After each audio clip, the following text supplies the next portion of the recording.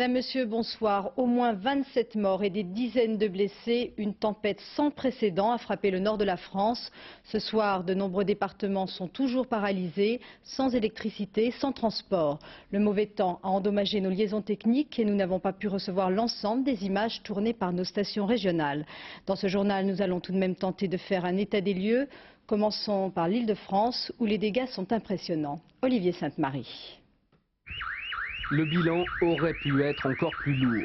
En quelques secondes, cette grue de plusieurs tonnes s'est effondrée sur des HLM du quartier de la Défense. Je fais partie des appartements qui ont été touchés. Depuis le début de ce chantier, de toute façon, on craint qu'il y ait une grue qui nous tombe dessus. On en a parlé à monsieur le maire, on en a parlé à la police. On ne pouvait rien faire, personne ne pouvait rien faire et finalement, elle est tombée. Notre appartement est complètement bousillé. Et heureusement, il n'y a aucune victime. Dans cet immeuble du 16e arrondissement, 2 personnes ont été grièvement blessées par l'effondrement d'une façade.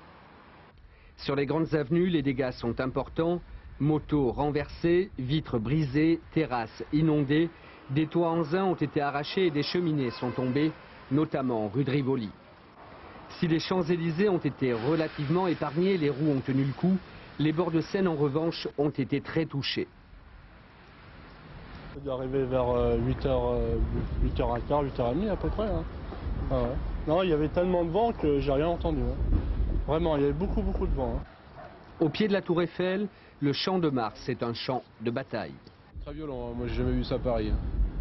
Jamais vu ça à Paris. En Bretagne, sur la côte, oui, mais sur Paris, jamais vu ça. Au bord du périphérique, la remorque de ce camion n'a pas résisté aux rafales de vent qui ont parfois atteint 170 km/h. L'ensemble des parcs et jardins ont été fermés, le château de Versailles est très endommagé.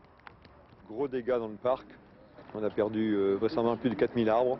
C'est le double de la fameuse tempête de 90 qui avait fait tout parler du château. Là c'est le double et notamment tous les vieux arbres de plus de 200 ans sont pratiquement tombés. Donc c'est quand même des gros dégâts et irrémédiables. Les bâtiments ont également beaucoup souffert. Versailles ne devrait pas ouvrir au public avant plusieurs jours, d'autant qu'une nouvelle tempête est attendue la nuit prochaine.